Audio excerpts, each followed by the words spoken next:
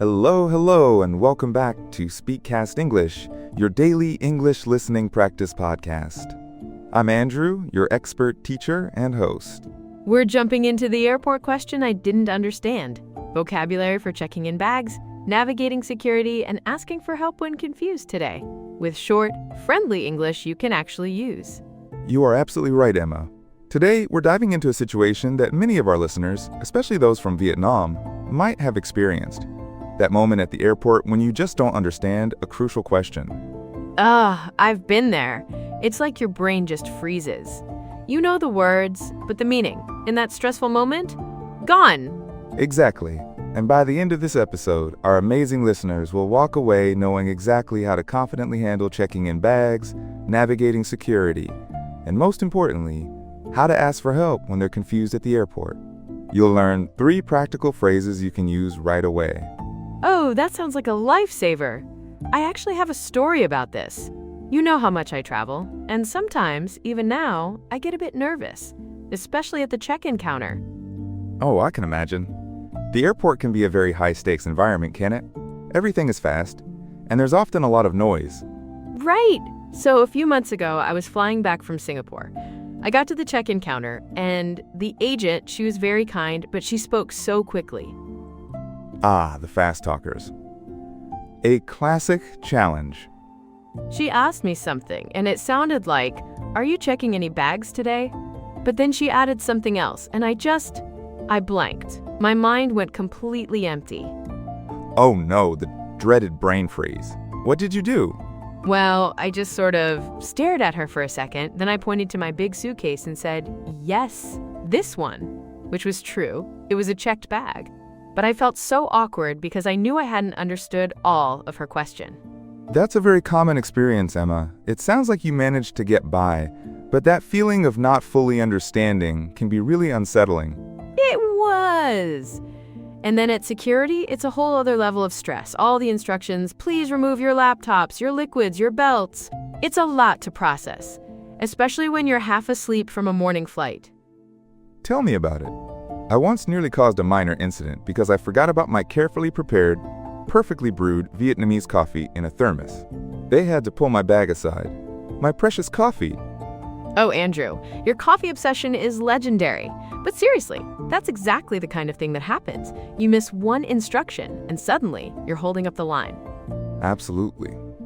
And that's where today's episode comes in. We want to equip you with the language to handle these moments smoothly. Let's talk about that initial check-in question, Emma. You heard, "Are you checking any bags today?" And then something else. Yes, that's it. What could she have added? Often, after, "Are you checking any bags today?" they might follow up with, "Do you have any liquids, gels, or aerosols in your carry-on luggage?" Or, "Did you pack your bags yourself?" Or even, "Are you carrying any restricted items?" Restricted items. That sounds like it could have been it. Like things I shouldn't have, right? Exactly. Things that are not allowed on the plane, either in your carry-on or checked luggage. It's a very important question for safety. So when they ask, "Are you checking any bags today?" the first part is simple. "Yes, I am checking this one." Or, "No, I only have a carry-on."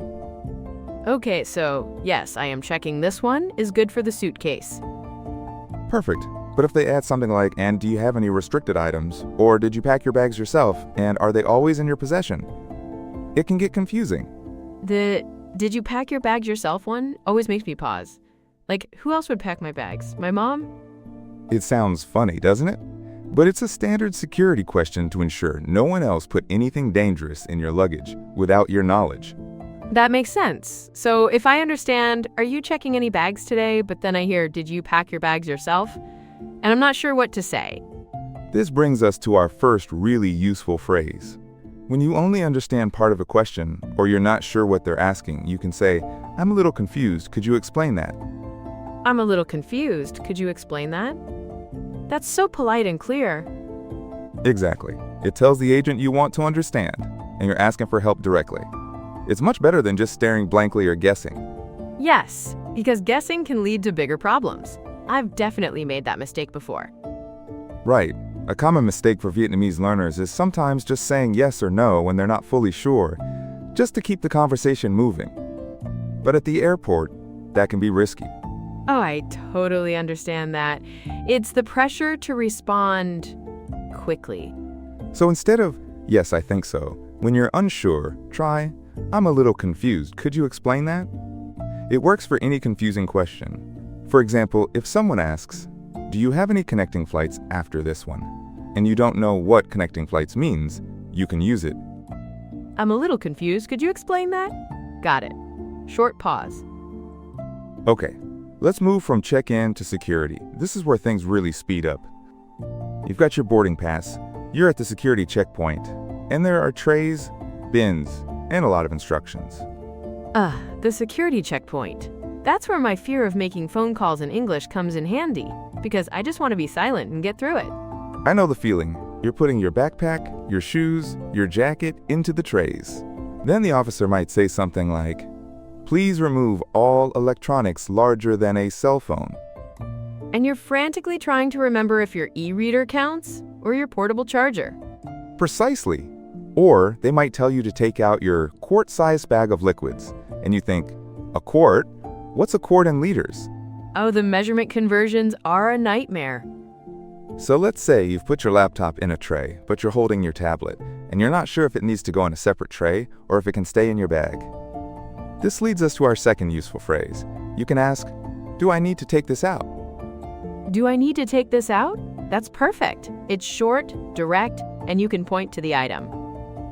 Exactly. You're asking for a specific instruction about a specific item. You can point to your tablet, your watch, your belt, anything you're unsure about. So I could hold up my tablet and say, do I need to take this out? Yes, absolutely. Or if you're not sure about your shoes, you can point to them and ask, do I need to take these out? It clarifies the instruction immediately. That's so practical. A common mistake I've seen is people just waiting until the officer tells them, or they try to guess and then get corrected, which feels embarrassing. Right. Asking proactively saves time and stress. Another example, you're wearing a jacket, and the officer says, remove all outer garments. You could point to your jacket and ask, do I need to take this out? It confirms your understanding. So it's not just for electronics, but for anything they want you to remove. Do I need to take this out? Short pause. Okay, Emma, you've checked in, you've navigated security, and now you're looking for your gate. You're following the signs, but suddenly the signs for your gate disappear, or there are two different directions. You feel a bit lost. Oh, this happens all the time, especially in really big airports. You think you're going the right way, then suddenly you're in a shopping mall instead of near your gate. Been there. My perfect coffee often involves navigating multiple terminals. So you might see an airport staff member or someone at an information desk. You need to ask for directions, but you also need to know the asterisks next step. This brings us to our third phrase, where do I go next? Where do I go next? Simple, but so helpful. It is. It's concise and focuses on the immediate future. You can combine it with your flight number or gate number. For example, excuse me, I'm going to gate B23. Where do I go next? That's much better than just saying gate B23 with a confused look. Much better. A common mistake here for Vietnamese learners might be asking something like, how do I go to gate B23? Which is understandable, but where do I go next is more natural and direct in this context. It implies you've already started the journey and need the next instruction. So if I'm at the baggage claim waiting for my luggage and I don't know where to find the exit, I could ask someone, excuse me, where do I go next for the exit? Exactly. Or, if you've just landed and you need to get to the taxi stand, where do I go next for taxis? It's versatile. Wow, Andrew, these three phrases are actually quite powerful. They cover so many common airport situations. That's the goal, Emma, to give our listeners practical tools they can use immediately. Scene change, deep dive section. All right, Emma, let's do a quick deep dive into these three phrases, focusing on meaning, usage, and common pitfalls for Vietnamese learners. Perfect. I'm ready to really cement these in my memory. Our first phrase was, I'm a little confused. Could you explain that? The meaning is simple. You don't understand something, and you need more information or a simpler explanation. Usage. Use it when you hear a question or instruction that isn't clear to you. Example. Imagine the immigration officer asks, what is the purpose of your visit? And you don't fully understand purpose. You can say, I'm a little confused, could you explain that? Common Vietnamese learner mistake.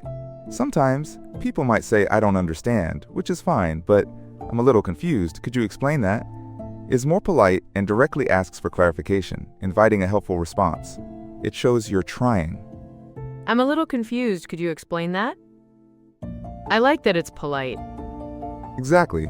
It's a very polite way to ask for help. Okay, I'm ready for the next one. Our second phrase, do I need to take this out? Meaning, you are asking if a specific item should be removed from your bag or person. Usage. Best used at the security checkpoint while pointing to the item in question. Example, you're at the security scanner holding your watch. You point to it and ask, do I need to take this out? Common Vietnamese learner mistake. Sometimes, people might just hold up the item and look confused, hoping the officer understands. Or they might say, this one, out, which is not as natural. Do I need to take this out? Is complete and clear. That makes so much sense. Just pointing and saying this one out is not a full question. Do I need to take this out is much better. Absolutely. It shows you're making an effort to communicate clearly. What about the last one? Our third phrase, where do I go next? Meaning, you are asking for directions to your next destination or the next step in your journey. Usage. Ideal when you're looking for your gate, baggage claim, exit, or a specific facility in the airport. Example, you've just arrived and you need to find your checked luggage. You ask an airport staff member, excuse me, where do I go next for baggage claim? Common Vietnamese learner mistake. As we mentioned, how do I go to is often used, which is grammatically okay, but where do I go next is more natural for asking about the asterisk immediate next step in a sequence, like at an airport. Where do I go next? I can totally see myself using that. It's so concise and useful. Fantastic. Now, Emma, are you ready to practice one of these phrases with me? Let's try some shadowing. I'm ready. This is my favorite part. Scene change, shadowing section. Okay, Emma, let's practice our first phrase. I'm a little confused, could you explain that? I'll say it slowly first, then at a natural speed. Listen carefully to the rhythm and intonation. Slowly, I'm a little confused. Could you explain that? I'm a little confused. Could you explain that? Excellent. Now, a bit faster, more naturally. Pay attention to how could you often sounds like could ya. Natural speed. I'm a little confused. Could you explain that? Natural speed. I'm a little confused. Could you explain that? Very good, Emma. You nailed the could ya sound. That natural flow is what we're aiming for. It sounds very polite and confident. Thank you. I think the key is to not rush the confused part and then let could you explain that flow naturally. Exactly. The slight pause after confused adds to the politeness and gives the listener a moment to process your request.